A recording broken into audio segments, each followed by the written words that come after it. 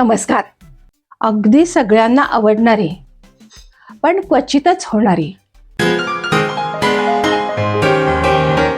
अप्रतिम अप्रतिम अप्रतिम असा हा चटपटीत सर्व गुणसंपन्न असा आवळ्याचा चुंदा. जास्त काहीही कष्ट न करता होणारी ही रेसिपी आहे. ही रेसिपी तुम्हाला आवडणार यात शंकाच नाही. म्हणून ही रेसिपी आवडली तर रेसिपीला लाईक मात्र जरूर करा आणि कॉमेंट्स करा. तुमच्या कॉमेंट्समुळे मला रेसिपी करायला प्रोत्साहन मिळते. हे इथं 1.5 किलो आवळे आहेत. हे स्वच्छ धुवून एका चाळणीमध्ये ठेवलेले आहेत. ह्या आवळ्यातलं सगळं पाणी काढून झाल्यानंतर स्वच्छ पुसायचे आणि किसून घ्यायचे.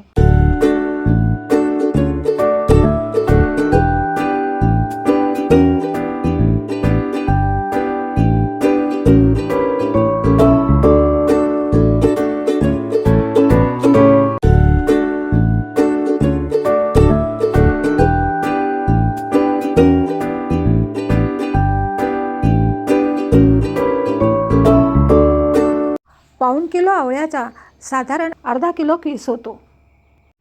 त्यामुळं इथं मी ह्या 2 वाट्या म्हणजेच पावशेर साखर आणि पावशेर आणि थोडासा वरती असा हा गूळ होतो.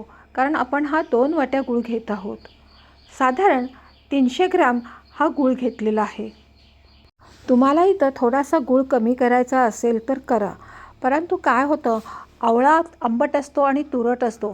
त्यामुळं थोडासा गूळ जास्त असला तर त्याची चव चांगली येते. त्याचा तुरटपणा थोडासा कमी व्हायला मदत होते.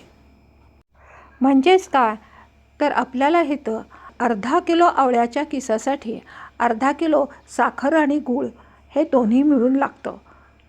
तेव्हा आपला 1 किलो आवळ्याचा चुंदा तयार होतो.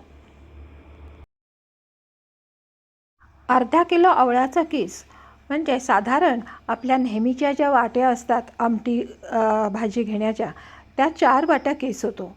त्या प्रमाणात आपण हे 2 वाटी साखर आणि 2 वाटी गूळ हे मिळून 4 वाट्या घेतलेलं आहे. तुम्हाला हे सगळं वाटीनी प्रमाण घ्यायचं असेल तरी तसं घ्या. असं सगळं गूळ आणि साखर आवळ्यामध्ये आटवून घ्यायचं आणि नंतर हे मिश्रण छान घट्ट झालेलं कळलं की त्यामध्ये 4-5 वेलदोडे, 2 दालचिनीचे तुकडे, 5 लवंगा आणि 8-10 काळी मिरी असं मी ह्यामध्ये मसाला घालत आहे. आणि हे घालून मी एक 5 ते 7 मिनटं हा चुंदा थोडा परतून घेणार आहे. मसाल्याचा वास अगदी उत्तम लागण्यासाठी अगदी 5 ते 7 मिनटंच आपल्याला इथं हा चुंदा परतून घ्यायचा आहे.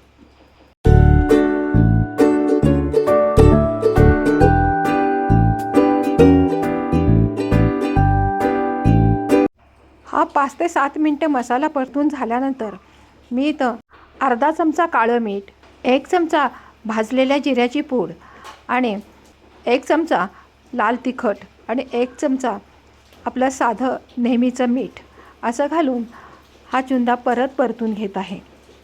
आणि आवळ्याला साखर, गूळ, तिखट, मीठ यापासून थोडं पाणी सुटतं.